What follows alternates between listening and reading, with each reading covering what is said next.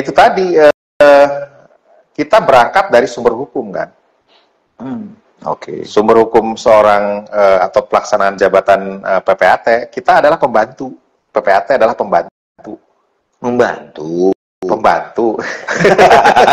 Mitra. Kita adalah jongos.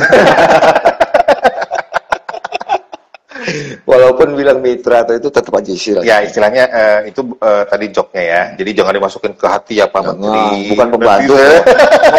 Dipecat tuh. Jadi memang kalau kita rumuskan dari pasal 19 PP 2497 kan PPAT adalah pejabat umum yang berwenang untuk membuat akta otentik yang tugasnya adalah membantu. Hanya 8 akta. Membantu pemerintah dalam konteks pendaftaran tanah dengan cara apa? Membuat akte. Apa aja 8? 8 akte, AJB dan seterusnya sampai APHT kan gitu ya. Nah, itu berarti kan diatur oleh PP. Iya. Nah, pelaksanaan berikutnya diatur oleh PMNA, Peraturan Menteri Negara Agraria. Memang sebelumnya juga di dalam PP 10 tahun 61 disebutkan, hanya menyebutkan pejabat, betul. Nah, lebih detail lagi memang di dalam PP nomor 24 tahun 97 PPAT.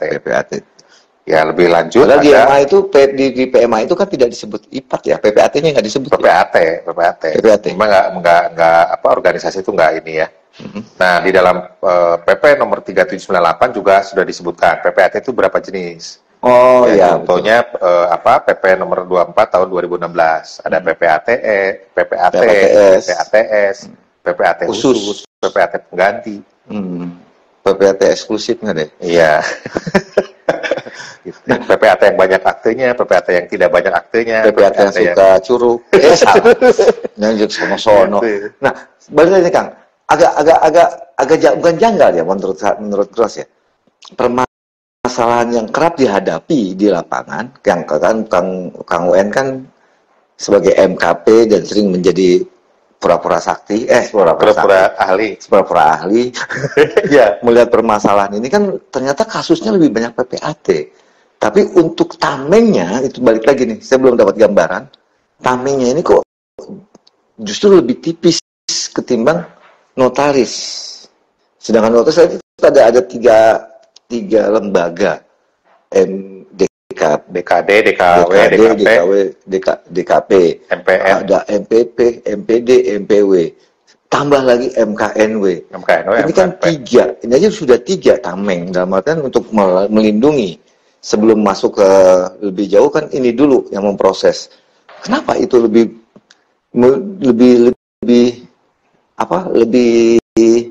tamengnya lebih banyak di notaris ketimbang di PPAT? Apakah organisasi tidak bisa berbuat lebih kayak di notaris? Ya sebetulnya itu adalah politik hukum pemerintah. Jadi kembali lagi gitu ya, politik hukum pemerintah. Kenapa saya sebut sebagai politik hukum pemerintah? Kalau kemudian memposisikan PPAT itu adalah hanya membantu, ya membantu kan nggak mungkin menjadi bosnya. Oh iya. Ya jongos gitu kan. Staf aja kan logikanya gitu. Makanya waktu itu kenapa kemudian waktu saya masih menjabat gitu sebagai sama Dewan KPU kita ke DPR kan. DPR itu meminta supaya bisa nggak sih ini kita diagendakan untuk kemudian ada undang-undang jabatan PPAT. Oh iya. Ya dikasih angin surga kan. Gitu angin doang. Surganya nggak tahu kemana. Gitu.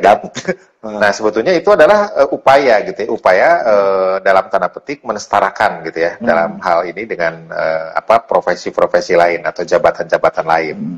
Bagaimana misalkan pengacara punya undang-undang advokat kan, bagaimana kemudian dokter punya undang-undang kedokteran, aja punya undang-undang notaris punya undang-undang jabatan notaris. Kenapa PPAT enggak? PPAT enggak ya karena itu kembali lagi kepada politik hukum pemerintah, di mana kemudian yang namanya pelaksanaan pendaftaran tanah itu hanya oleh BPN, oleh kantor atau oleh Kementerian Agraria Tata Ruang.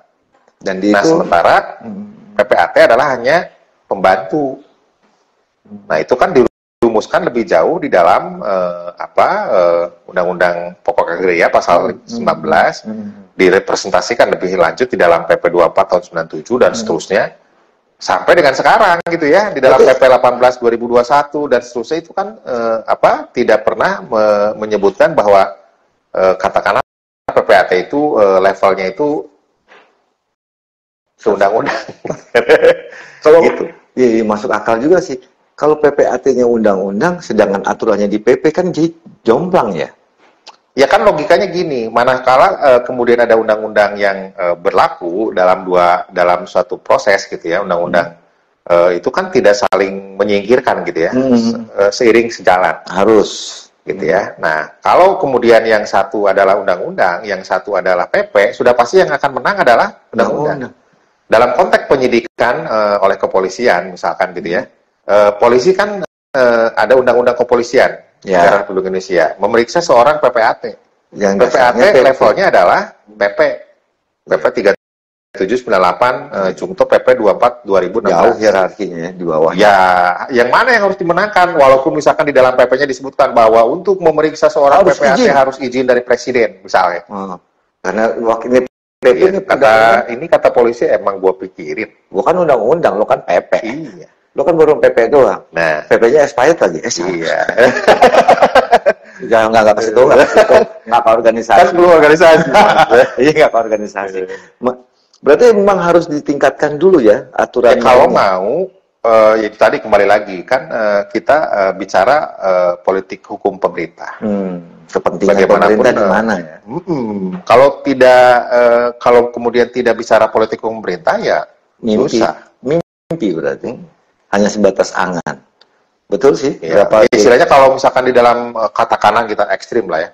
Di dalam suatu permen disebutkan bahwa kalau mau meriksa PPAT itu harus izin dari Majelis Pembina Pengawas PPAT misalkan. MP3. Nah, kemudian tapi diatur oleh peraturan menteri.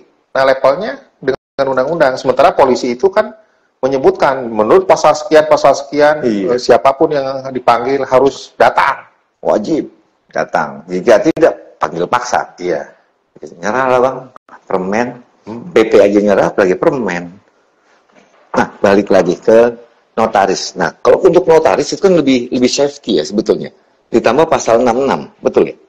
Ya, kalau disebut lebih safety, tentu juga kita satu sisi dari sudut normatif ya, Karena dalam UJN kan memang disebutkan kalau mau periksa notaris yang berhubungan dengan pidana itu harus izin dari MKNW ya. Oke. MKNW sendiri dalam konteks permen terkait gitu ya, memang ada parameter, ada ukuran bagaimana kemudian MKNW memberikan izin kepada penyidik untuk memeriksa seorang notaris yang kemudian disebutkan ya di dalam permennya tersebut. Kalau kemudian ada dugaan adanya pembuatan akte backdate, ada dugaan dalam minuta akte itu adanya pemalsuan akte, ada dugaan tindak pidana dan seterusnya. Itu disebutkan ya parameternya. Artinya kalau tadi disebutkan apakah lebih memadai, menurut saya memang lebih memadai gitu ya. Walaupun tentu dikembalikan lagi kepada notarisnya. Ya, personalnya. Nah, sedemikian rapatnya pager, ya, yang namanya pager. Kalau kemudian orangnya itu bawa las gitu ya, ya di las ya bisa jebol lah. Ya betul, bawa gergaji. Nah, apakah bukan gara-gara? Saya belum masuk ke PPAT dulu ya, ke notaris. Apa karena merasa dengan tameng-tameng yang besar itu sehingga terjadi kekurang hati-hatian dari personal notaris? Nah, sebetulnya kalau terkait dengan hal tersebut dari sejak awal juga kan sudah disebutkan. Ya, sejak awal di dalam peraturan menteri yang tadi saya sebutkan itu juga disebutkan ya. Apalagi misalkan di dalam Permen ATR 2 2018 disebutkan lampirannya. Kalau notaris melakukan ini sanksinya kalau mau ini segala macam disebutin. Itu di dalam lampiran 2 ya.